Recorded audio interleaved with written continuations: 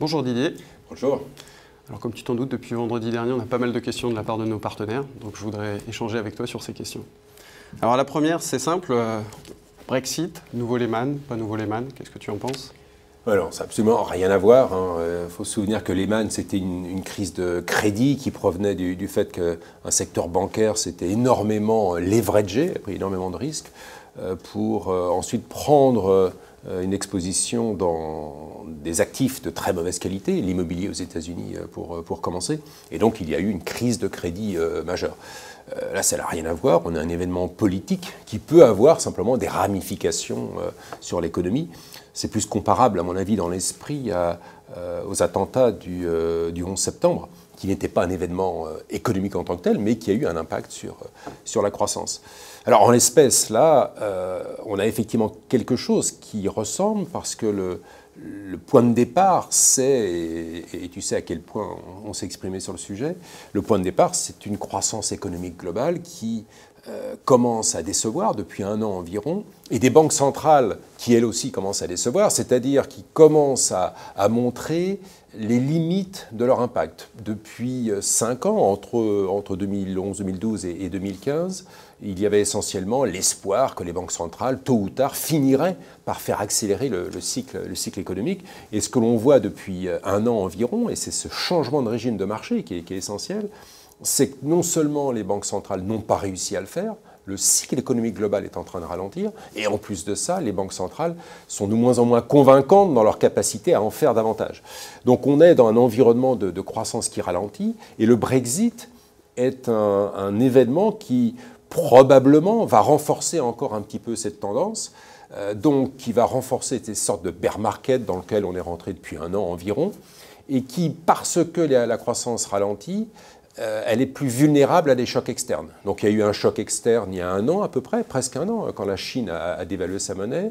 Il y a eu un autre choc externe en tout début d'année, quand les prix du pétrole se sont effondrés. Et là, on a un troisième choc externe qui fait, comme les fois précédentes, qui constitue une menace supplémentaire pour la croissance. Donc pour toi, c'est un choc de plus parmi tant d'autres, avec apparemment un point de départ en 2015, mais du coup ça veut dire que les portefeuilles vont être bougés maintenant en termes d'allocation tactique, ou sur la stratégie on va faire bouger complètement le il n'y a aucune raison pour ce qui nous concerne qu'on change notre construction de portefeuille, puisqu'on est toujours dans cette même configuration, où il faut avoir des portefeuilles qui à la fois sont capables de générer ou de produire des moteurs de performance dans cet environnement de croissance qui ralentit, et d'autre part, qui sont capables de traverser ces périodes de forte volatilité, de choc externe.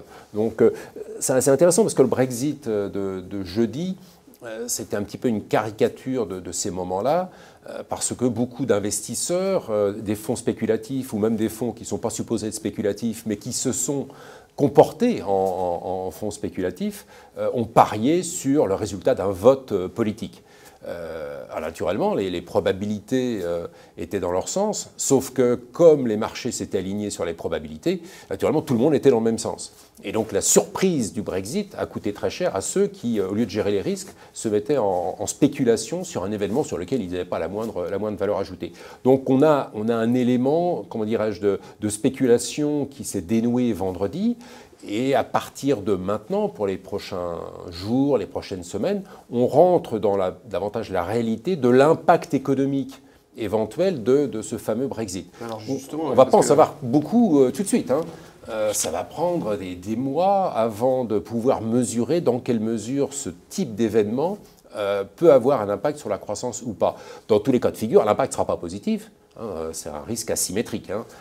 C'est au mieux aucun impact, ce dont je doute un petit peu, au pire un impact important sur la croissance. Donc comme on a des portefeuilles qui sont déjà positionnés pour un environnement de croissance qui déçoit, c'est-à-dire qu'on n'a pas de valeurs cycliques ou très peu de valeurs cycliques, très peu de valeurs bancaires, au contraire on est sur des valeurs du secteur pharmaceutique, des facteurs de technologie. La raison pour laquelle Carmignac Patrimoine en l'espèce a traversé vendredi sans broncher, c'est pas parce qu'on avait un taux d'exposition zéro. On avait un taux d'exposition aux actions qui était à peu près de 30%. Donc on était investi, parce que c'est notre métier.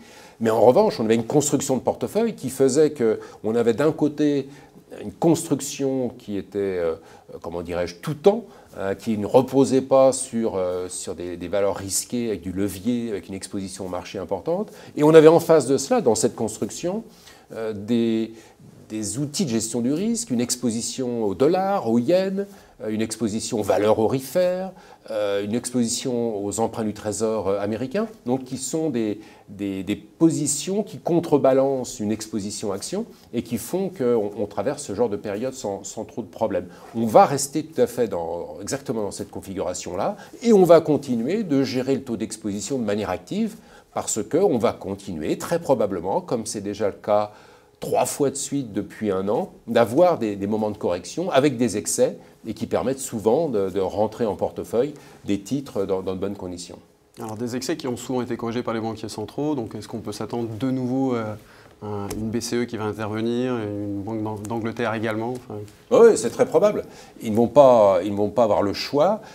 Aujourd'hui, les banques centrales sont toujours les seules institutions à la manœuvre. Les gouvernements, pour l'instant, continuent de s'en remettre aux politiques monétaires pour essayer de s'en sortir. Ce que je disais tout à l'heure, c'est que ça continue d'échouer, si je puis dire.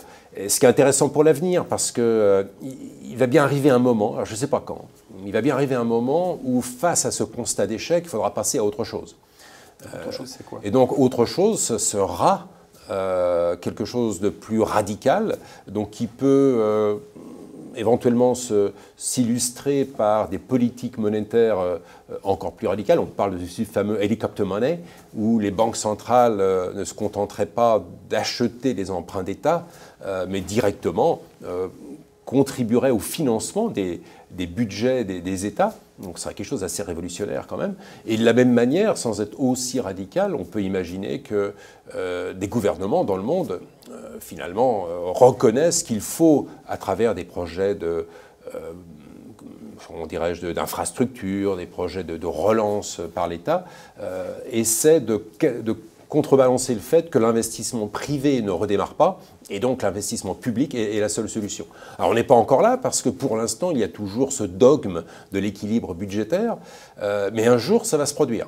Un jour, ça va se produire, sauf à se résigner, à avoir une croissance zéro, ce qui est quand même assez problématique quand on a autant de dettes qu'ont ont les gouvernements. Donc ça se produira. Et alors, ce qui m'amène à une vision, je dirais, à 3-5 ans, c'est de se dire comment gagner de l'argent à moyen terme. C'est la question que se posent tous nos clients. Ouais. Quels sont les moteurs et quels sont les risques? Voilà. Et donc les risques, c'est que la croissance continue de décevoir. Et donc, dans un premier temps, il faut être positionné de la manière dont je l'ai décrit. Et puis, il va y avoir un moment où cette croissance-là atteindra un niveau qui déclenchera des mesures nouvelles. C'est ce que je viens de décrire.